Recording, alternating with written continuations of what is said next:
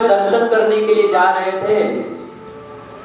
उस समय रास्ते में एक चोर मिल गया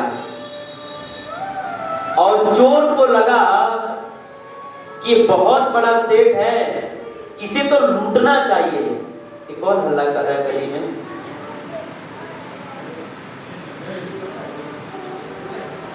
हरे कृष्णा हरे कृष्णा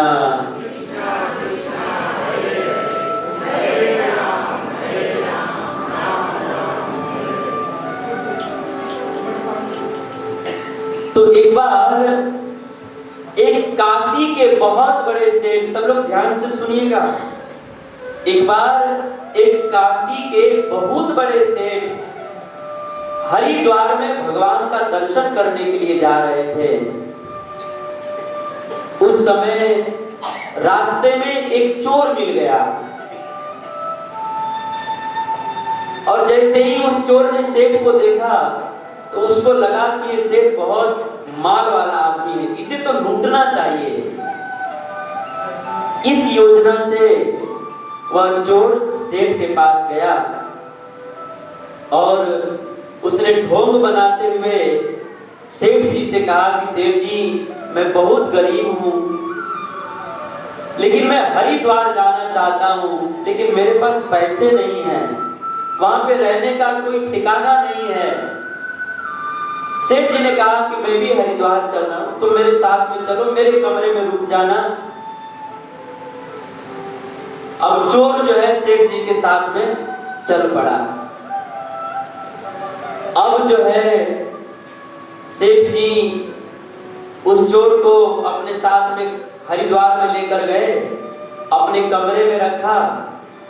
अब एक दिन जो है जब सेठ जी भगवान का दर्शन करने के लिए चले गए, उस समय चोर तो चोरी करने के लिए ही गया था, ताक में था। सेठ जी भगवान के मंदिर में भगवान का दर्शन करने के लिए गए और उस समय चोर ने क्या किया, चोर जो है सेठ जी का झोला चेक किया। उनका झोला खोल करके झोला चेक करने लगा, लेकिन आश्चर्य की बात यह है कि उस झोले में उसे कुछ मिला ही नहीं, कोई माल नहीं मिला, कोई पैसा नहीं मिला। अब जो है दूसरे दिन भी सेठ जी भगवान का दर्शन करने के लिए बाहर चले गए और चोर जो है दूसरे दिन भी सेठ जी का बैग खोला, चेक किया, दूसरे दिन भी उसको पैसा नहीं मिला। तीसरे दिन भी सेठ जी भगवान का दर्शन करने के लिए गए, तीसरे दिन भी चोर ने सेठ जी का बैग खोला, चेक किया, तीसरे दिन भी पैसा नहीं मिला। इस तरह से उस चोर ने 7 दिन तक सेठ जी का झोला चेक किया, लेकिन उसको 1 रुपया भी नहीं मिला, 1 रुपया भी नहीं मिला। अब जब सेठ जी हरिद्वार से अपने घर वापस लौटने के लिए चले, उस समय उस चोर ने सेठ जी से कहा कि सेठ जी, क्या आपको पता है कि मैं कौन हूं? सेठ जी ने कहा कि मुझे पता है तुम कौन हो, मुझे पता है तुम चोर हो, मुझे पता है कि तुम चोर हो। उस समय चोर ने कहा कि सेठ जी, आपको पक्का पता है कि मैं चोर हूं, मैं ईमानदार व्यक्ति नहीं हूं और मैं रोज आपका झोला चेक करता था, लेकिन मुझे कोई भी सामान नहीं मिला। क्यों? उस समय सेठ जी ने बहुत सुंदर बात कही कि देखो, तुम जो है रोज मेरा झोला चेक करते थे, भगवान की कृपा से मेरे पास बहुत सारा धन था, अभी भी है, लेकिन तुम जो है रोज मेरा झोला चेक करते थे, लेकिन फिर भी तुम्हें पैसा इसलिए नहीं मिला क्योंकि जब मैं कमरे से बाहर जाता था ना, तो सारा पैसा जो है अपने बैग से निकाल करके तुम्हारे बैग में रख दिया करता था। और तुम जो है मेरा बैग तो चेक करते थे, लेकिन तुम्हारी सबसे बड़ी गलती ये है कि तुम मेरा बैग तो चेक करते थे लेकिन अपना बैग कभी चेक नहीं करते थे, इसीलिए जो है तुमको पैसा नहीं मिला। हमारे संत लोग कहते हैं कि देखिए एक कहानी जो है ना बहुत छोटी है लेकिन शिक्षा बहुत बड़ी है। जैसे वह चोर जो है सेठ जी की झोली को तो रोज रोज देखता था लेकिन खुद की झोली कभी नहीं देखता था, वैसे ही हम सब लोग जो है दूसरे के जीवन को तो खूब गौर से झांकते हैं, ताकते हैं, लेकिन हम लोग अपने जीवन में कभी झांकते नहीं हैं। जैसे वह चोर जो है सेठ जी की झोली को तो रोज रोज चेक करता था लेकिन अपना झोली कभी नहीं चेक करता था, वैसे ही हम सब लोग जो है दूसरे के जीवन में क्या चल रहा है ये तो हम लोग हमेशा ताकते झांकते रहते हैं, लेकिन हमारे जीवन में क्या चल रहा है, हमारे भीतर क्या है, हमारे बैग के भीतर क्या है, हमारे शरीर के भीतर क्या, हमारे अंदर क्या है, ये हम लोग कभी नहीं देखते हैं। हम लोग जैसे वो चोर रोज रोज सेठ की झोली देखा करता था, अपना झोली कभी नहीं देखता था, वैसे ही हम लोग भी जो है रोज रोज दूसरे लोगों को ही देखते रहते हैं कि कौन आदमी कैसा है, किस आदमी में कौन सी बुराई है, किस आदमी में कौन सा दुर्गुण है। हम लोग हमेशा दूसरे को ही देखते रहते हैं। कभी जो है हम लोग अपना आंख बंद करके अपने भीतर नहीं झांकते हैं। अगर वो चोर जो है कभी अपने बैग के भीतर चेक कर लिया होता तो माला माल बन गया होता। इसी तरह से हम सब लोग जिस दिन अपने भीतर झांक करके अपना सुधार कर लेंगे ना, उस दिन हम लोग को ठाकुर जी का दर्शन हो जाएगा। हम लोग हमेशा दूसरे को ही देखते रहते हैं कि दूसरे में क्या बुराई है, दूसरे में क्या दोष है, बस यही हम लोग देखते रहते हैं कि फलाना आदमी में ये बुराई है और जहां तहां उसकी शिकायत, उसकी निंदा करते रहते हैं कि वो फलाना आदमी में ना बहुत बुराई है। प्रभु जी कहिए ना कि वो थोड़ा सुधर जाए। कई बार हमारे पास लोग शिकायत लेकर आते हैं, प्रभु जी उनको समझाइए ना। हम मन में कहते हैं अरे उनको पहले आप खुद समझिए। बुरा देखन जो मैं चला बुरा न मिलिया कोई, जो दिल खोजा आपना मुझसे बुरा न कोई। हम लोग दूसरे को दोष देते रहते हैं, पर वास्तव में हम लोग खुद के भीतर कितना दोष भरा हुआ है। हम लोग कहते हैं दूसरे आदमी में दोष है, उसका बुराई खत्म होना चाहिए। अरे अपना दोष खत्म करिए ना। मैं हमेशा कहता हूं कि मान लीजिए कि आप हमारा घर है और पड़ोसी वाले का घर है, दो घर है और दोनों ही घर में खूब ठूस करके कचरा पड़ा हुआ है, तो सबसे पहले हम किसका कचरा साफ करेंगे? बगल वाले का? अपना साफ करेंगे ना। उस समय तो ये नहीं कहेंगे कितना पहले बगल वाला के साफ होनी चाहिए। जब दीपावली का समय आता है तो हम लोग दूसरे कचरा साफ करने जाते हैं, दूसरे घर साफ करने जाते हैं। हम लोग अपने घर का कचरा साफ करते हैं, लेकिन बगल वाले सोचते हैं उसके घर में चाहे जो हो जाए, दरिद्रता आ जाए, चाहे खंडहर हो जाए, चाहे कचरा पूरा कचरा खाना बन जाए, हम लोग कोई फर्क नहीं पड़ता है कि नहीं। हम लोग अपना घर साफ करते हैं, है ना। इसी तरह से दूसरे के जीवन में बुराई है तो उसको दूर करने का प्रयास मत करिए, अपना बुराई दूर करने का प्रयास करिए। भगवान ने हमको दुनिया भर का ठेका नहीं दे के रखा है, हम अपना बुराई दूर करें और हम खुद को बदलने में जो है हम जो है खुद को तो बदल सकते हैं लेकिन दूसरे को नहीं बदल सकते। अंग्रेजी में कहावत है, you can not change the world but you can change yourself. हम जो है दुनिया को नहीं बदल सकते लेकिन हम खुद को बदल सकते हैं, इसलिए हम खुद को बदलने का प्रयास करें। तो मेरा सब कुछ कहने का मतलब यह है कि हम सब लोग हमेशा दूसरे की ही बुराई करते रहते हैं कि दूसरे में ये बुराई है, वो बुराई है। हम लोग हमेशा दूसरे को ही देखते रहते हैं, लेकिन हमें जो है समय निकाल करके अपना दर्शन करना चाहिए, अपने अंतरात्मा का दर्शन करना चाहिए। कई महात्मा लोग तो ऐसा कहते हैं कि मंदिर में जाकर के भगवान का दर्शन करिए, ये अच्छी बात है, लेकिन आंख बंद करके कभी अपने अंतरात्मा का भी दर्शन किया करिए। कहते हैं कि स्वदोष दर्शन जो है ईश्वर के दर्शन से भी फायदेमंद है।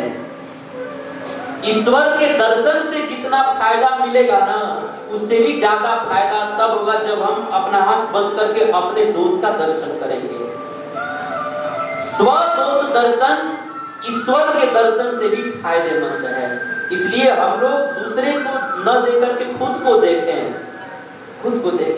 अपना आत्मनिरीक्षण करें। तो मैं ये कह रहा था कि दशरथ जी ने भरी सभा में दर्पण लेकर के, आईना लेकर के अपना दर्शन किया, अपना चेहरा देखा।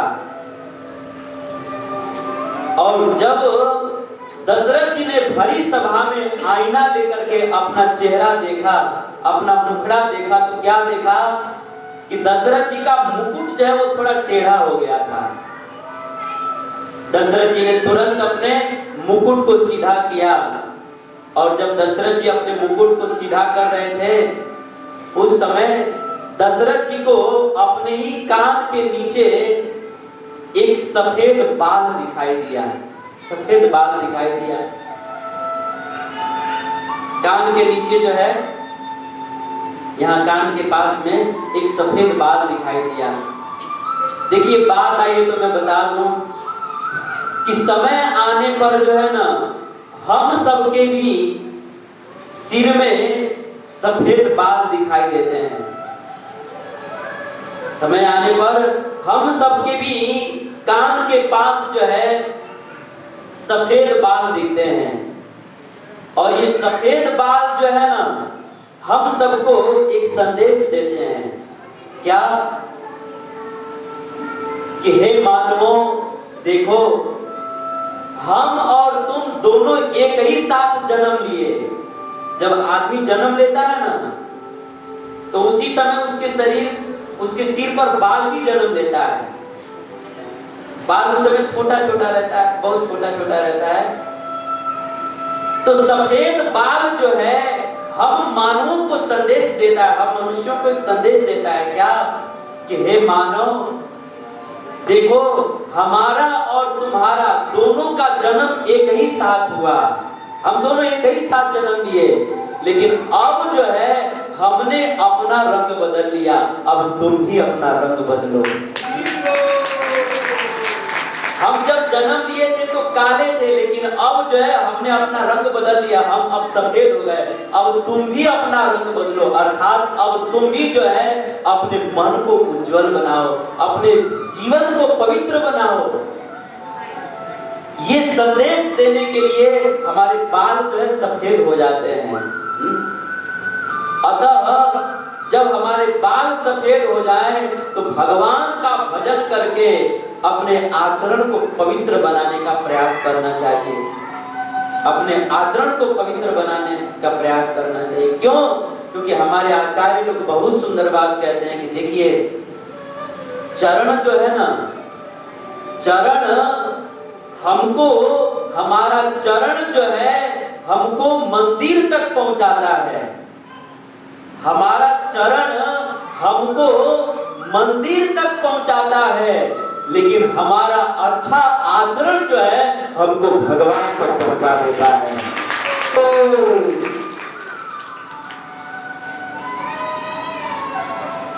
इसीलिए हमें जो है अपने आचरण को पवित्र बनाने का प्रयास करना चाहिए। जब हमारे बाल सफेद हो जाएं, तो उस समय जो है हमें सफेद बालों को देख करके हमें जो है अपने मन को उज्जवल बनाने का प्रयास करना चाहिए, मन को पवित्र बनाने का प्रयास करना चाहिए। और मन कैसे पवित्र होगा? भगवान राम के भजन से पवित्र होगा। राम राम के भजन से हमारा मन पवित्र होगा। कहते हैं कर का मंजन मृतिका, तन का मंजन नीर, धन का मंजन धर्म है, मन मंजन रघुवीर। कहते हैं कि जैसे मिट्टी से हमारे कर की शुद्धि होती है, हमारे हाथ की शुद्धि होती है, और जैसे जल से हमारे तन की शुद्धि होती है, और जैसे धर्म का काम करने से हमारे धन की शुद्धि होती है, वैसे ही भगवान का भजन करने से हमारे मन की शुद्धि होती है। इसीलिए हमारे संत लोग बहुत सुंदर भजन गाते हैं। राम नाम के साबुन से जो मन का मैल छुड़ाएगा, राम नाम के साबुन से जो मन का मैल छुड़ाएगा, निर्मल मन के दर्पण में वो राम के दर्शन पाएगा, निर्मल मन के दर्पण में वो राम के दर्शन पाएगा। बोलो राम, बोलो राम, बोलो राम राम राम, बोलो राम, बोलो राम, बोलो राम राम राम। राम नाम के साबुन से जो, राम नाम के साबुन से जो मन का मैल छुड़ाएगा, राम नाम के साबुन से जो मन का मैल छुड़ाएगा, राम नाम के साबुन से जो मन का मैल छुड़ाएगा, राम नाम के साबुन से जो मन का मैल छुड़ाएगा। निर्मल मन के दर्पण में वो राम के दर्शन पाएगा, निर्मल मन के दर्पण में वो राम के दर्शन पाएगा। बोलो राम, बोलो राम, बोलो राम राम राम, बोलो राम, बोलो राम, राम राम राम, बोलो राम, बोलो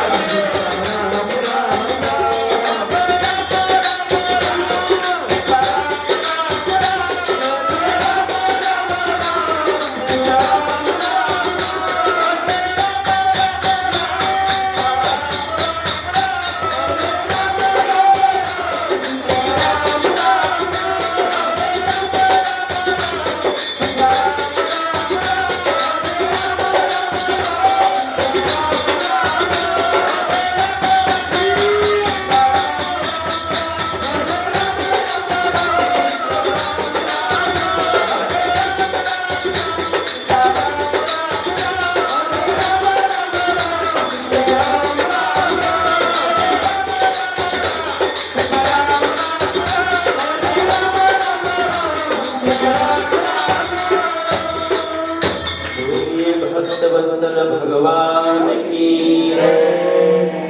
जय जय श्री राम।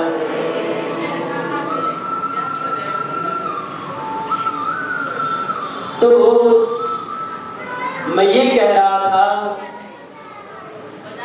कि जब हमारे बाल सफेद हो जाएं तो हमें यह समझना चाहिए कि बाल हमें संदेश दे रहे हैं कि देखो हे मानव, हमने और तुमने दोनों ने एक ही साथ जन्म लिया, लेकिन अब हमने अपना रंग बदल लिया, तो अब तुम भी अपना रंग बदलो। अर्थात जैसे मैं उज्जवल हो गया वैसे अब तुम भी उज्जवल बनो, अपने आचरण को पवित्र बनाओ, अपने मन को उज्जवल बनाओ, अपने जीवन को उज्जवल बनाओ, अपने जीवन से अज्ञान रूपी अंधकार को दूर करके ज्ञान रूपी प्रकाश को लाओ, अपने जीवन को उज्जवल बनाओ। इस तरह से जब हमारे बाल सफेद हो जाए तो हमें यही समझना चाहिए कि बाल हमें ये संदेश दे रहे हैं। तो दशरथ जी ने आईने में अपना मुख देखा। माता जी लोग, प्रभु जी लोग, आप लोग थोड़ा आगे आ जाइए, और जो गेट पर बैठे हैं थोड़ा कृपा करके वो लोग भी आगे आ जाएं। वहाँ बीच में बहुत सारा जगह खाली है। हरे कृष्णा कृष्णा कृष्णा हरे हरे, हरे राम राम राम हरे हरे। हरे कृष्णा कृष्णा कृष्णा हरे हरे, हरे राम राम राम हरे हरे। शांति बनाए रखें और धीरे से आगे आ जाए। हरि बोल। तो दशरथ जी ने भरी सभा में दर्पण में अपना चेहरा देखा तो उन्होंने क्या देखा कि उनका मुकुट टेढ़ा हो गया है। तो उन्होंने अपने मुकुट को सीधा किया और सीधा करने के पश्चात उनको अपने कान के पास एक सफेद बाल दिखाई दिया। उस समय दशरथ जी समझ गए कि अब बुढ़ापा आ गया है, अब जो है मुझे यह राजपाट राम को सौंप देना चाहिए और मुझे जो है अब भगवान का भजन करना चाहिए। दशरथ जी के मन में सुंदर विचार आया, लेकिन दशरथ जी से एक भूल हो गई। दशरथ जी के मन में विचार तो बहुत अच्छा आया कि हमें अब बुढ़ापा आ गया है, अब जो है मुझे राम को, अपने पुत्र राम को राजगद्दी सौंप देना चाहिए और मुझे जो है भगवान का भजन करना चाहिए। बहुत सुंदर विचार आया, लेकिन दशरथ जी से एक भूल हो गई। क्या? दशरथ जी ने सोचा कि राम को राजा बनाना है, ये अच्छी बात है, लेकिन इतना भी जल्दी क्या है, इतना भी जल्दी क्या है, कुछ दिन के बाद जो है राम को राजा बनाएंगे, इतना भी जल्दी क्या है। बस दशरथ जी से यही भूल हो गई ना कि अभी इतना क्या जल्दी है, बाद में राजा बनाएंगे, बस इतनी छोटी सी भूल हुई ना। तो बस इसी भूल के कारण जो है राम राज्य जो है 14 वर्ष के लिए पीछे टल गया। अर्थात बस इसी छोटी भूल के कारण जो है, इस छोटी सी गलती के कारण जो है दशरथ जी अपने जीते जी जो है राम को राजा नहीं बना पाए। अतः हम लोगों को दशरथ जी के भूल से सीख लेनी चाहिए। देखिए, हम लोग अपने जीवन की गलतियों से सीखने जाएंगे ना, सब लोग ध्यान से सुनिएगा, हम सब लोग अपने जीवन की गलतियों से सीखने जाएंगे ना, तो ये एक जन्म तो क्या 100 जन्म भी छोटा पड़ जाएगा। इसीलिए बुद्धिमान आदमी को अपने गलतियों से तो सीखना ही चाहिए, बुद्धिमान आदमी को दूसरे लोगों की गलतियों से भी सीख लेना चाहिए। दूसरे लोगों की गलती देख करके हमें खुद सीखकर और खुद समझ जाना चाहिए, और दूसरे आदमी ने जो भूल किया वो भूल हमें नहीं करना चाहिए।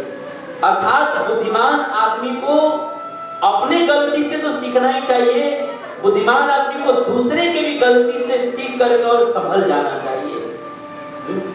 हम लोगों को दशरथ जी के भूल से सीख लेनी चाहिए कि जिस प्रकार से दशरथ जी के मन में अच्छा विचार आया कि राम को राजा बनाना है, तो ये अच्छा विचार आया तो दशरथ जी ने क्या सोचा कि इतनी भी जल्दी क्या है, बाद में कर लेंगे।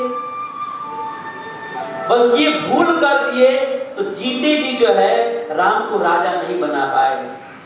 अतः दशरथ जी के इस चरित्र से हम लोग को सीख मिलती है कि जब हमारे जीवन में अच्छे विचार आए तो हमें जो है वो काम तुरंत कर लेना चाहिए। दशरथ जी के मन में अच्छा विचार आया कि मैं राम को राजा बना दूं, तो उन्होंने तो नहीं उस विचार पर तुरंत अमल नहीं किया। लेकिन हम लोगों को ये गलती नहीं करना चाहिए। हम लोगों के जीवन में जब अच्छे विचार आए ना तो हमें तुरंत वो काम तुरंत कर लेना चाहिए, क्योंकि हो सकता है कि अभी जो अच्छा विचार आया है हो सकता है 1 घंटे के बाद वो विचार न भी आए, या हो सकता है कोई विघ्न आ जाए तो हम वो काम हम कर नहीं पाए। इसीलिए जीवन में जब अच्छे विचार आते हैं ना तो हमें तुरंत कर लेना चाहिए, उसमें देरी नहीं करना चाहिए। आप लोगों को पता है रावण के पूरे जीवन भर का सीख क्या था? रावण ने अपने पूरे जीवन का सार बताया था लखन जी को, यही बताया था। रामायण में वर्णन है कि जब रावण जो है वह मर रहा था, उस समय राम जी ने लखन जी से कहा कि लखन तुम जो है रावण के पास जाओ, रावण बहुत बड़ा ज्ञानी है, तुम रावण के पास जाओ और उससे कुछ ज्ञान ग्रहण करो, कुछ शिक्षा ग्रहण करो। लखन जी गए और रावण के सिर के पास खड़े हो गए और कहा कि रावण हमको ज्ञान दो। रावण जो है तुरंत अपना मुंह फेर लिया। लखन जी दौड़े दौड़े राम जी के पास गए कि प्रभु रस्सी जल गई लेकिन गांठ अभी तक नहीं हुआ है, ये मर गया लेकिन इसका अहंकार अभी तक गया नहीं है। मैं ज्ञान ग्रहण करने के लिए गया और ये जो है सिर घुमा दिया, मुंह फेर लिया। राम जी ने कहा कि लखन तुम ज्ञान ग्रहण करने के लिए तो गए थे, लेकिन ज्ञान ग्रहण करने की एक विधि है। जिससे ज्ञान ग्रहण करना होता है ना, सबसे पहले उसको प्रणाम करना चाहिए, फिर उसकी सेवा करनी चाहिए और फिर उसके बाद जो है उसके चरणों में बैठ करके तब उससे जिज्ञासा करना चाहिए और उससे ज्ञान ग्रहण करना चाहिए। भगवत गीता में भगवान कृष्ण कहते हैं तद विधि प्रणिपातेन परिप्रश्नेन सेवया उपदेक्ष्यन्ति ते ज्ञानम ज्ञानी नस्तत्वदर्शिनः। जिससे हमें ज्ञान ग्रहण करना है सबसे पहले उसको प्रणाम करना चाहिए, फिर उसकी सेवा करनी चाहिए और फिर उससे ज्ञान ग्रहण करना चाहिए। ये ज्ञान ग्रहण करने की विधि है और इस विधि से जब हम ज्ञान लेते हैं ना तो ज्ञान पच जाता है, लेकिन बिना सेवा के हम ज्ञान ग्रहण करते हैं, इसीलिए ज्ञानवा हम लोग का अपच हो जाता है, पचता नहीं है। हम लोग के जीवन में परिवर्तन क्यों नहीं आता है? इसका एक कारण ये भी है कि हम लोग जिससे सुनते हैं उसकी सेवा नहीं करते हैं। जब तक हम सेवा नहीं करेंगे ना तो वो ज्ञान पचेगा नहीं। इसीलिए जिससे सुनते हैं उनकी सेवा करना चाहिए, उनका आदर करना चाहिए। हम लोग ये सब तो करते जो सीधा पूरा हाथ रख जय प्रभु जी, इसका मतलब क्या होता है बताइएगा? राम जी ने ऐसा क्यों किया? कृष्ण भगवान ने 16,108 विवाह क्यों कर लिया?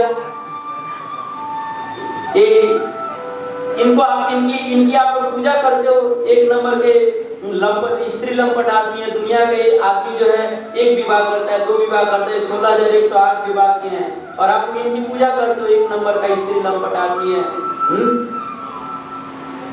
इन्होंने 16,108 विवाह क्यों किया?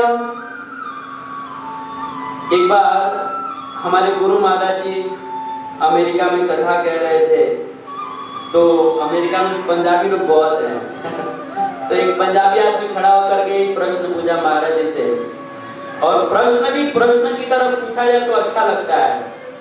वो प्रश्न नहीं, वो जो है दोषारोपण कर रहा था कि कृष्ण जी जो है इतना 16,108 विवाह क्यों किए।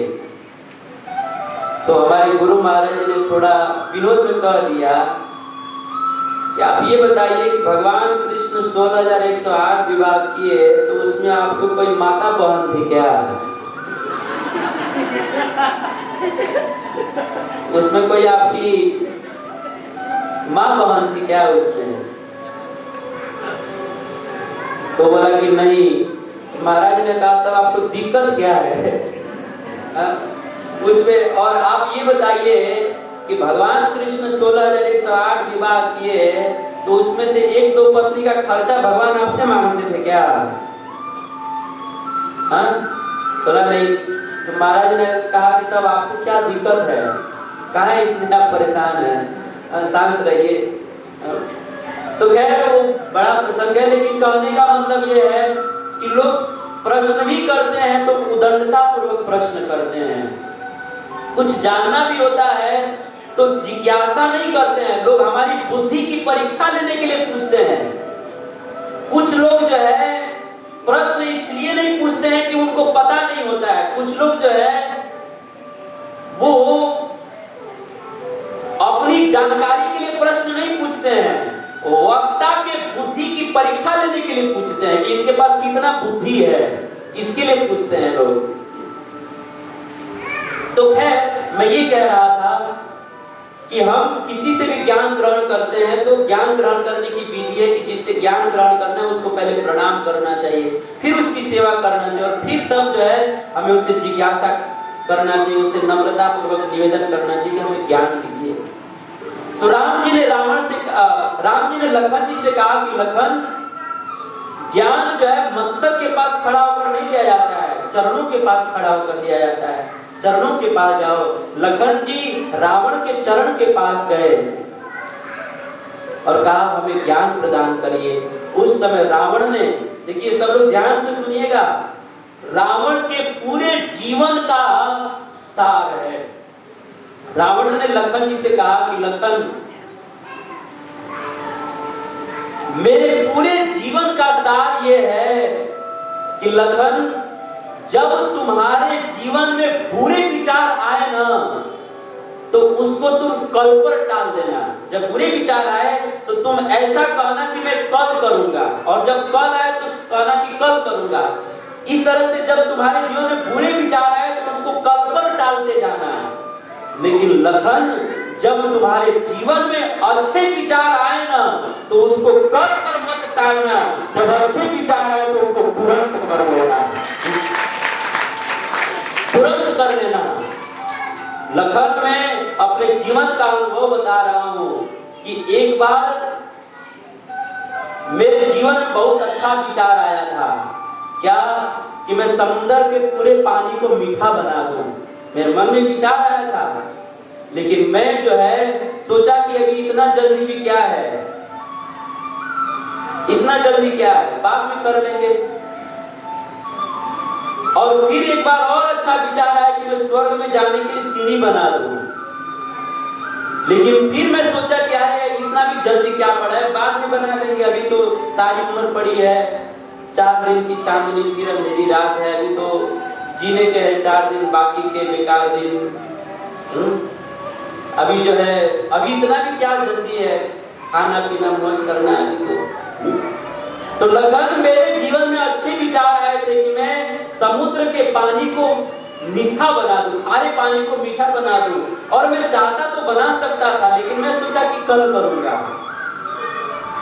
स्वर्ग में जाने की सीढ़ी बनाने का विचार आया, मैं चाहता तो कर सकता था, लेकिन मैंने सोचा इसको कल करूंगा। और कल करते करते आज काल आ गया और मैं वो काम नहीं कर पाया।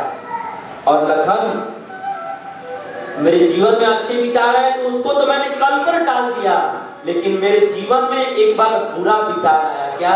सीता को हरण करने का। तो जब ये बुरा विचार आया तो मैंने थोड़ा भी देर नहीं लगाया, शाम को 6 बजे विचार आया, शाम को 6 बजे सीता को हरने का विचार आया और 7 बजे जो है मैं सीता को हर के लेकर आ गया। यानी कि मेरे जीवन में जब अच्छे विचार आए तो मैं उसको रोज कल पर टालता गया, और जब बुरे विचार आए, सीता को हरण करने का विचार आया, तो मैंने उसको तुरंत कर लिया। और उसी का परिणाम है कि आज मैं मर रहा हूं और मेरे 1 लाख पुत्र और 1.25 लाख नाती थे, लेकिन आज जो है मेरे चिता को आग देने वाला भी कोई नहीं बचा है। इसलिए लखन, मैंने जो गलती किया वो गलती आप मत करना, मेरी भूल से ही आप सीख ले लो। मैंने जो गलती किया वो गलती आप मत करना। आपके जीवन में जब बुरे विचार आए तो उसको कल पर टाल देना, और जब अच्छे विचार आए तो उसको तुरंत कर लेना। इस तरह से कह करके और रावण जो है मर गया। तो इस प्रसंग को सुनाने के पीछे भाव यही है कि हम सब लोगों के भी जीवन में दशरथ जी के, कोई बच्चा है उसको शांत करा दीजिए। हरे कृष्णा कृष्णा कृष्णा हरे हरे, हरे राम राम राम हरे हरे। तो हम लोगों के जीवन में जब अच्छे विचार आए तो उसे तुरंत कर लेना चाहिए। कहते हैं ना, कल करे सो आज कर, आज करे सो अब, पल में परलय होएगा बहुरी करेगा कब, है ना। कबीर जी का दोहा है कि जो कल करना है उसको आज करिए, और जिसको आज करना है उसको अभी करिए, और जिसको अभी करना है उसको बस अभी करिए, देरी मत करिए, क्योंकि विचार को बदलते देरी नहीं लगती है। लेकिन हम लोग का जीवन का कैसा है, हम लोगों ने एक अलग दोहा चौपाई बनाया है। आज करना सो कल करो, कल करना सो परसों, जल्दी जल्दी क्या पड़िए, जीना है परसों। कितना भी क्या जल्दी है, बहुत परसों जीना है। हम लोग कलयुग में भी बहुत कवि, बड़े बड़े कबीरदास हुए, सूरदास हुए हैं, तो ऐसे ऐसे दोहा चौपाई लिखे हैं। एक कलयुगी कबीर हैं, उन्होंने एक दोहा लिखा है, जानते हैं क्या? कबीर जी ने क्या लिखा है? ऐसी बाणी बोलिए कि मन का आपा खोए, औरन को शीतल करे आपको शीतल हो। ये कबीरदास जी की बाणी है। और एक कबीर हुए हैं, उन्होंने क्या लिखा है? ऐसी बाणी बोलिए जम के झगड़ा हो, लेकिन उससे न बोलिए जो आपसे तगड़ा हो।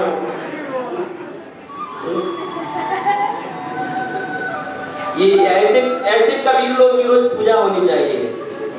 ऐसे ऐसे दुआ चौपाई लिखे हैं। तो खैर, कहने का मतलब ये है कि हमें हमारे जीवन में जब अच्छे विचार आते हैं तो हमें उसको तुरंत कर लेना चाहिए, और जब बुरे विचार आते हैं तो उसको टाल देना चाहिए। और दशरथ जी ने यही गलती किया। दशरथ जी के मन में विचार आया कि मैं राम को राजा बना दूं, लेकिन उन्होंने सोचा कि यार इतना भी जल्दी क्या पड़ा है, बाद में बनाएंगे। उन्होंने तुरंत इस पर एक्शन नहीं लिया, तुरंत अमल नहीं किया, और इसी का परिणाम ये हुआ कि राम राज्य जो है 14 वर्ष के लिए टल गया, और सीते जी राम को राजा नहीं बना पाए। अब जो है कथा को आगे बढ़ाते हुए गोस्वामी जी लिखते हैं कि अब बहुत दिनों के बाद राजा दशरथ जी के मन में फिर से ये विचार आया कि मैं राम को राजा बना दूं। तब वे तुरंत अपने गुरु वशिष्ठ जी के पास गए। यह विचार उड़ान नृप सुदिनु अवसर पाई, प्रेम पुलकितन मुदित मन गुरु सुनायो जाई। दशरथ जी के मन में फिर से विचार आया कि मैं राम को राजा बनाऊं। अब जब विचार आया तो दशरथ जी तुरंत जो है अपने गुरु वशिष्ठ जी के पास गए। दशरथ जी के इस चरित्र से भी एक सुंदर सीख मिलती है कि देखिए, दशरथ जी जो है अयोध्या के राजा थे, चक्रवर्ती सम्राट थे, पूरे भूमंडल के राजा थे। वो चाहते ना तो अपने गुरु जी को भी अपने दरबार में बुला सकते थे, लेकिन राजा दशरथ जी ने अपने गुरु को अपने दरबार में नहीं बुलाया, दशरथ जी स्वयं अपने गुरु के दरबार में गए, चल के अपने गुरु के दरबार में गए। यही एक शिष्य का कर्तव्य है। दशरथ जी के इस चरित्र से हमें भी शिक्षा मिलती है कि हम चाहे कितने भी बड़े हो, हम कितने बड़े राजा महाराजा क्यों न हो, हमारे पास भी इतना सामर्थ्य हो कि हम गुरु को अपने घर पर बुला सकते हैं। सामर्थ्य होने के बावजूद भी हमें भी जो है गुरु को घर पर न बुला करके हमें गुरु के पास जाना चाहिए, हमें गुरु के पास जाना चाहिए। दशरथ जी अपने गुरु वशिष्ठ जी के पास गए और जाकर के चरणों में प्रणाम किया और कहा कि भगवान, मेरे मन में बहुत सुंदर विचार आया है, मैं राम को राजा बनाना चाहता हूँ। सो हे प्रभु, आपका क्या राय है, ये कार्य कैसा रहेगा, ये हम करें या नहीं करें? नाथ राम करियहि जुवराजू, कहिय कृपा करिय समाजू। मेरे मन में सुंदर विचार आया है, मैं करूं कि नहीं करूं, आपका क्या विचार है? उस समय गुरु वशिष्ठ जी ने कहा कि हे अवधपति, आपके मन में जो विचार आया है ना, ये बहुत वंदनीय विचार आया है, बहुत सराहनीय विचार आया है। हे दशरथ, अगर जो है राम जी अयोध्या के राजा बन जाएंगे ना, तो इससे पूरे जगत का कल्याण होगा। दशरथ, ये बहुत बड़ा परोपकार का काम है, इसको जल्दी से करो, बिल्कुल देरी मत करो, जल्दी से करो, क्योंकि ये परोपकार का काम है। राम जी राजा बनेंगे तो पूरे दुनिया के लोगों का मंगल होगा। ये बहुत बड़ा परोपकार का काम है, इसे जल्दी करो, क्योंकि दूसरों के हित का काम जो है ना, वास्तव में जल्दी से करना चाहिए। जिस कार्य को करने से दूसरे का हित होता है, भला होता है, मंगल होता है, उस काम को तो हमें बहुत जल्दी करना चाहिए, बहुत जल्दी करना चाहिए। क्यों? क्योंकि कहते हैं कि इस संसार में जो लोग खुद के लिए जीते हैं ना, इस संसार में जो लोग खुद के लिए जीते हैं ना, उनका तो मरण होता है, लेकिन जो आदमी जो है दूसरों के लिए जीता है, उसका स्मरण होता है। उसका मरण नहीं, उसका स्मरण होता है। आप देखिए, समुद्र मंथन से विष निकला, सारे देवता लोग शिव जी के पास गए और कहे कि महाराज बचाइए। उस समय शिव जी ने देवताओं के हित के लिए, जगत की रक्षा करने के लिए, दूसरे के लिए जो है, दूसरों का मंगल करने के लिए शिव जी ने जहर भी पी लिया, तो वो अमर बन गए। और राहु और केतु ने अपने लिए अमृत भी पी लिया, तो अमृत भी उनके लिए जहर बन गया, अमंगल बन गया और उनका गर्दन कट गया। शिव जी दूसरों के लिए जहर भी पी गए, तो जहर भी उनके लिए अमृत बन गया। और राहु केतु जो है अपने लिए अमृत भी पी गए, तो वह अमृत भी उनके लिए जहर बन गया, उसी के कारण उनका गर्दन कट गया। इसका मतलब क्या है कि जब हम दूसरों के हित के लिए अगर हम जहर भी पी लेते हैं, वो हमारे लिए अमृत बन जाता है, और अपने लिए अगर हम अमृत भी पी जाते हैं ना, तो वो जहर बन जाता है। इसीलिए दूसरों के हित के लिए अगर जहर भी पीना पड़े तो हमें कर लेना चाहिए, दूसरों के मंगल का कार्य करना चाहिए। वशिष्ठ जी ने दशरथ जी से कहा कि राम को राजा बनाना ये तो बहुत बड़ा हित का काम है, इससे पूरे जगत का मंगल होगा, सबका भला होगा। दशरथ जी, आप बिना विलंब किए राम को राजा बनाइए, राम को राजा बनाइए। जैसे ही गुरु वशिष्ठ जी ने दशरथ जी को आज्ञा दिया, तो उस समय दशरथ जी तुरंत तैयार हो गए। एक और शिक्षा मिलती है कि गुरु ने अपने शिष्य दशरथ जी को आदेश दिया, उस समय दशरथ जी ने अपने गुरु के वचन में अपना बुद्धि नहीं लगाया, तर्क वितर्क नहीं किया, बस गुरु ने कह दिया कि राम को राजा बनाना है तो कोई तर्क वितर्क नहीं, तुरंत जो है उस पर एक्शन ले लिया। इसका मतलब क्या है कि जब हमारे गुरु हमको कोई आदेश देते हैं तो उसमें अपना बुद्धि नहीं लगाना चाहिए।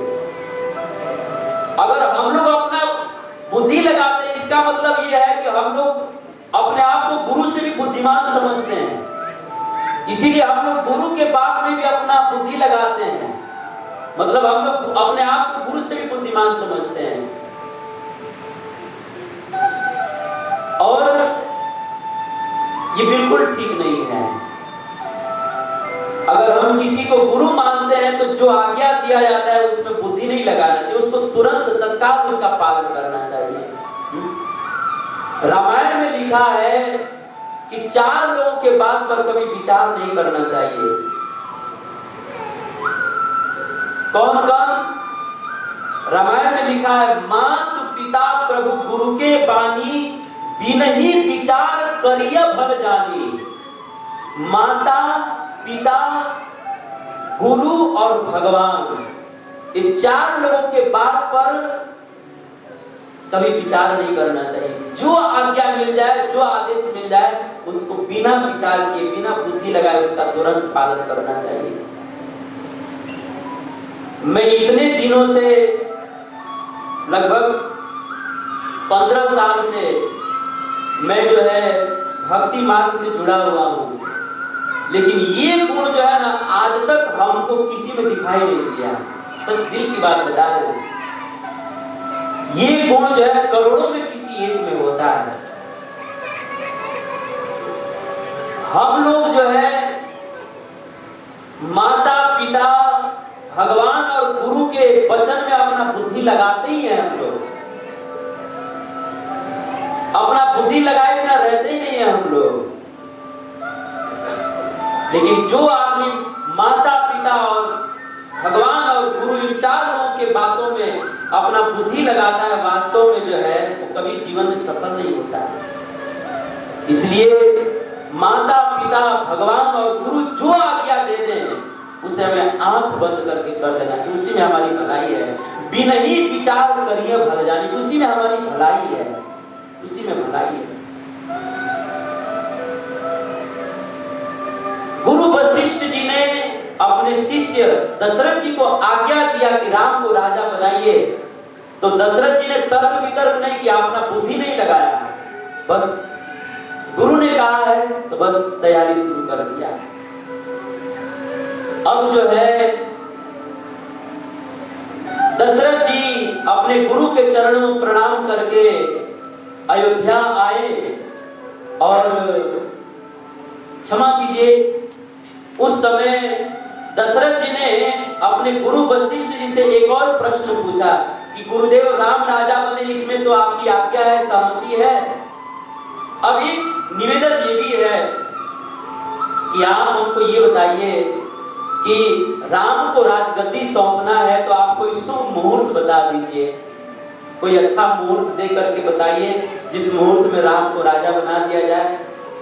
उस समय वशिष्ठ जी ने बहुत सुंदर बात कही कि दशरथ, राम को राजगद्दी सौंपने के लिए कोई शुभ मुहूर्त देखने की जरूरत नहीं है। दशरथ, तुम जिस समय राम को राजगद्दी पर बैठाओगे ना, वही दुनिया का सबसे शुभ मुहूर्त होगा, सबसे शुभ मुहूर्त होगा। जब तुम राम को राजा बना दो वही शुभ मुहूर्त होगा, और नहीं होगा तो बन जाएगा। इसका मतलब क्या है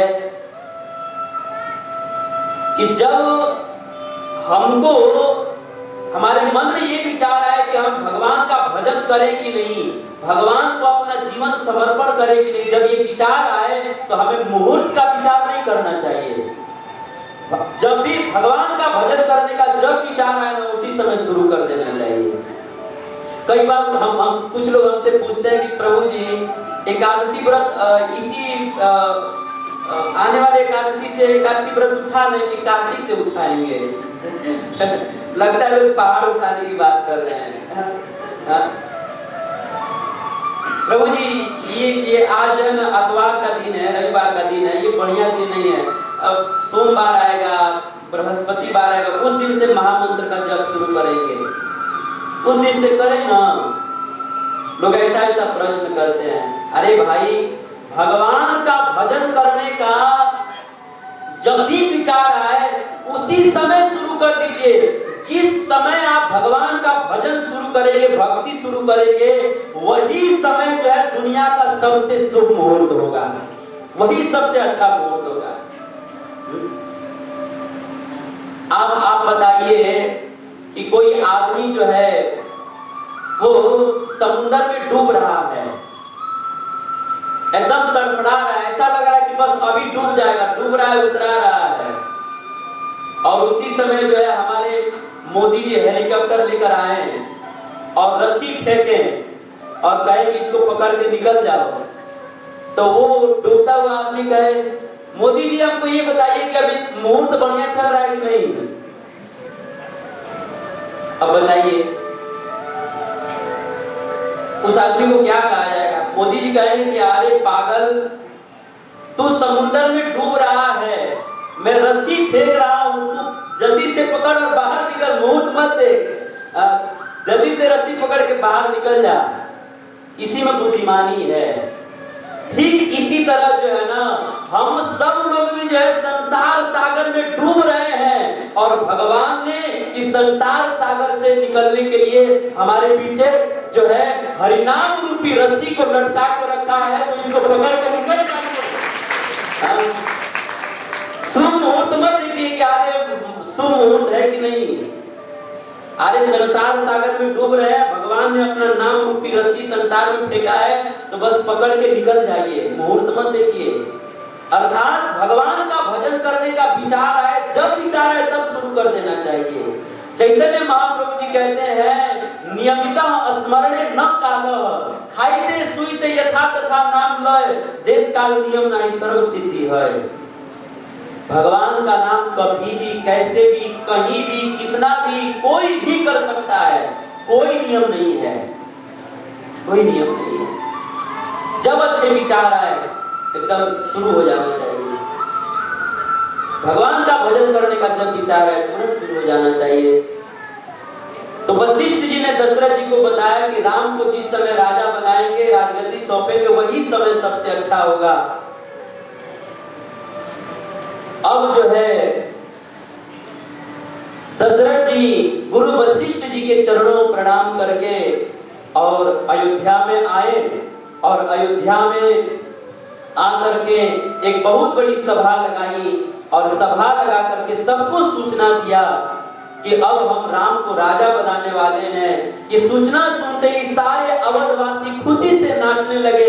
पूरे अवध में राम जी के राज्याभिषेक की तैयारियां होने लगी, मंगल गीत बजने लगे, रंगोली सजाई जाने लगी, दीप जलाए जाने लगे। सारे अवध में आनंद का वातावरण छा गया। और उसी क्रम में गुरु वशिष्ठ जी का दशरथ जी के महल में पदार्पण हुआ। दशरथ जी ने गुरु वशिष्ठ जी के चरणों में प्रणाम किया और दशरथ जी ने अपने गुरु से निवेदन किया कि भगवान, एक निवेदन है कि अगर राम के पास जाकर के आप अपने मुख कमल से राम को राजा बनने की सूचना देते तो बड़ी कृपा होती भगवान। जैसे ही दशरथ जी ने निवेदन किया, देखिए जब हम अपने गुरु से बात करते हैं ना तो निवेदन पूर्वक बात करना चाहिए। रामायण के एक एक पात्र से हमें बहुत सुंदर सुंदर सीख मिलती है। हम लोग का कैसा होता है कि हम लोग निवेदन पूर्वक बात नहीं करते, हम लोग आदेश पूर्वक बात करते हैं कि ऐसा होना चाहिए, वैसा होना चाहिए, ये नहीं होना चाहिए, ये करना है, वो करना है। हम जब अपने से श्रेष्ठ लोगों से बात करते हैं तो आदेश पूर्वक बात नहीं करना चाहिए, हम लोग को निवेदन पूर्वक बात करना चाहिए कि मेरा ये निवेदन है, वो भी विनम्रता पूर्वक, वो भी केवल वाणी से नहीं, हृदय से होना चाहिए। ये एक मर्यादा है, एक शिष्टाचार है। वशिष्ठ जी ने निवेदन किया तो दशरथ जी ने वशिष्ठ जी को निवेदन किया कि गुरुदेव आपकी कृपा हो तो आपके मुख कमल से राम को ये समाचार मिले तो बड़ी कृपा होगी। वशिष्ठ जी ने दशरथ जी के बात को स्वीकार किया और वशिष्ठ जी राम जी के पास गए और जैसे ही राम जी के दरवाजा को खटखटाए, राम जी ने द्वार खोला। जैसे ही दरवाजा खोला तो राम जी ने क्या देखा कि मेरे दरवाजे पर साक्षात मेरे गुरुदेव वशिष्ठ जी खड़े हैं।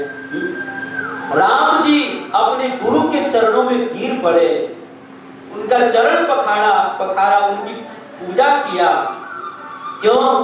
क्योंकि गुरु जो होते हैं उनके चरणों में ही सारे तीर्थ होते हैं।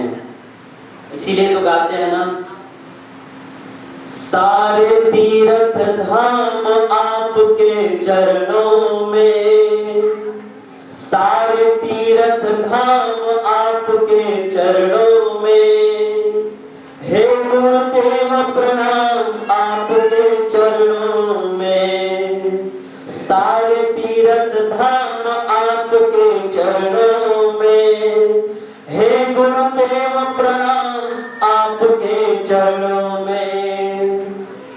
करता करे ना कर सके, पर गुरु किए सब होए, सात दीप और नौ खंड में गुरु से बड़ा न कोई। सब धरती का गद करो, लेखन सब बन राय, सात समुंदर मसी करो, हरि गुरु गुण लिखा न जाए। गुरुदेव के चरणों में ही सारे तीर्थों का वास होता है। भगवान राम ने अपने गुरु वशिष्ठ के चरणों में प्रणाम किया और जब राम जी के द्वार पर वशिष्ठ जी का आगमन हुआ, उस समय राम जी को बहुत सुख भी हुआ और बड़ा संकोच भी हुआ। सुख इस बात का हुआ कि आज मेरे अहो भाग्य है कि मेरे घर में गुरुदेव का चरण पड़ा, इस बात की तो खुशी हुई।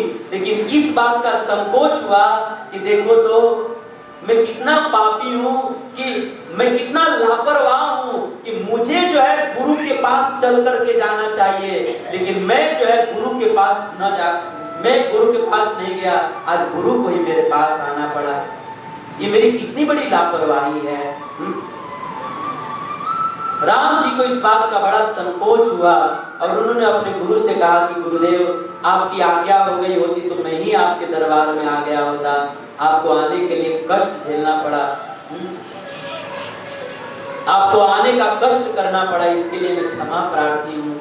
इस तरह से राम जी ने अपने गुरु का स्वागत किया, सम्मान किया और वशिष्ठ जी ने राम जी को कहा कि राम मैं तुम्हें खुशखबरी देने के लिए आया हूँ।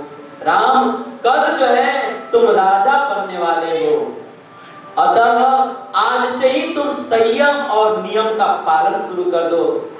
राम तुम कल राजा बनने वाले हो, लेकिन आज से ही तुम जो है उपवास करना शुरू कर दो।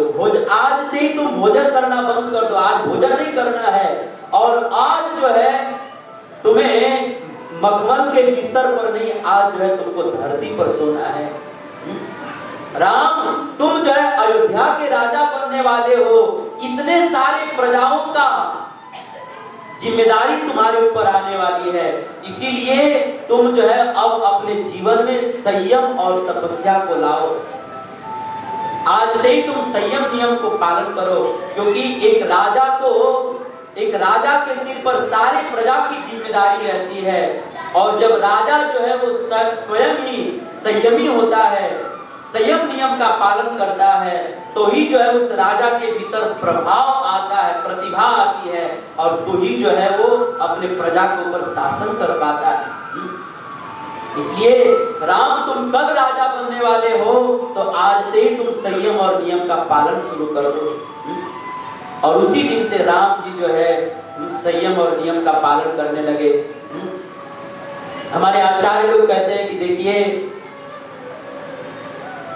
जिस भी आदमी को बड़ा पद मिलने वाला होता है ना, अगर हम लोगों को भी कल के दिन अगर बड़ा पद मिलने वाला हो तो हमें आज से ही संयम और नियम का पालन शुरू कर देना चाहिए। क्योंकि एक राजा को सारी प्रजा का देखभाल करने के लिए बहुत संयम और नियम का पालन करना पड़ता है, तो ही उसके भीतर जो है भगवान की कृपा से सारे गुण आते हैं, और तो ही जो है वो प्रजा के ऊपर ठीक ठीक शासन कर पाता है। इसीलिए जब हमको पद मिलने वाला हो या कोई बहुत बड़ा हमें स्थान मिलने वाला हो तो हमें तपस्या शुरू कर देना चाहिए। और आप सब लोग को पता है आज हमारा भारत देश जो है ना दुनिया में सबसे आगे बढ़ रहा है। क्यों? क्योंकि हमारे भारत देश का जो राजा है ना प्रधानमंत्री मोदी, अपने जीवन में सबसे पहले तपस्या किया है उन्होंने। आज हमारा यूपी जो है कितना बदल रहा है। क्यों? क्योंकि इस यूपी के जो राजा है, जो महाराजा हैं, उस योगी आदित्यनाथ ने भी अपने बचपन काल से तपस्या किया है। योगी और मोदी जी ने बहुत तपस्या किया है और संयम नियम का पालन किया है ना, तो ही हमारा राज्य और हमारा देश जो है आज प्रगति कर रहा है। क्योंकि देश को चलाने के लिए भी बहुत संयम और नियम की जरूरत पड़ती है। ऐसा नहीं कि बस हमें पद मिल गया तो ही देश चलता है, बहुत उसके लिए संयम और नियम का पालन करना पड़ता है, बहुत तपस्या करनी पड़ती है। तो इस तरह से वशिष्ठ जी ने राम जी को सूचना दिया कि कल आप राजा बनने वाले हो, अब आज से ही आप संयम नियम का व्रत शुरू कर दीजिए। और इस तरह से कह करके गुरु वशिष्ठ जी चले गए और अयोध्या में जो है राम राज्य की तैयारी होने लगी, दीपक जलाए जाने लगे, रंगोली सजाई जाने लगी, पूरे अयोध्या में आनंद का वातावरण छा गया। अब इसके आगे जो प्रसंग है बहुत सुंदर प्रसंग है, लेकिन अब समय हो गया है, इसीलिए आज के प्रसंग को हम यहीं पर विराम करते हैं। इससे आगे का जो प्रसंग है इसको हम लोग आगे के रविवार को सुनेंगे। आज समय हो गया है, समय बहुत नहीं हुआ है, अभी 9 बज रहा है, इसीलिए हम आज पहले ही विराम कर रहे हैं, क्योंकि अब जो है हर रविवार को 9 बजे ही कथा विराम कर देंगे। इसीलिए आप लोग को थोड़ा जल्दी आने की कृपा करनी है। आज जो है ठीक 7 बजे जो है कार्यक्रम शुरू हो गया था, तो लगभग यहाँ 10-12 लोग बैठे हुए थे, तभी हमने शुरू कर दिया था। तो आप लोगों को पूरी कथा का लाभ लेना है तो 7 बजे आने की कृपा करें, और 9 बजे कथा विराम हो जाएगी, फिर उसके बाद आरती होगा और फिर उसके बाद जो है सबके लिए प्रसाद होगा। तो आप सब लोग कथा का पूरा लाभ लेने के लिए 7 बजे आ जाएं आप सब लोग, यही निवेदन है। तो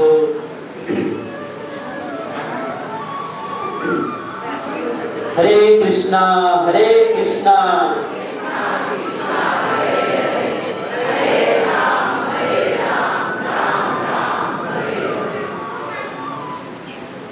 बोलिए श्री सीताराम लक्ष्मण भक्त हनुमान जी महाराज की जय, श्रील प्रभुपाद की जय। हरे कृष्णा।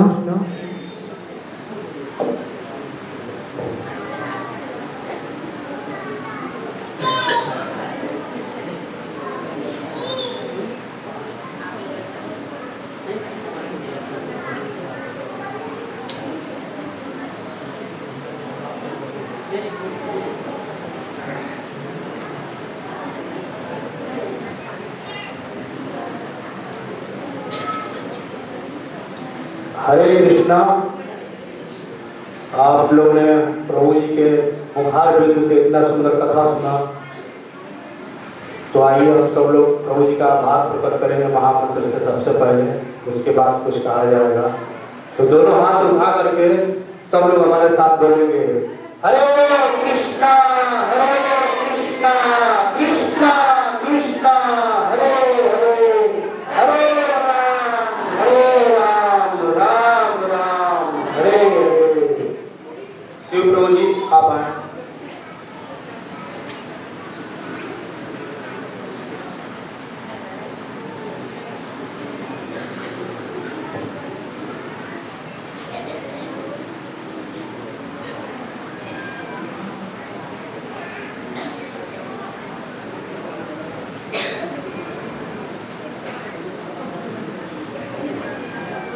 हरे कृष्णा।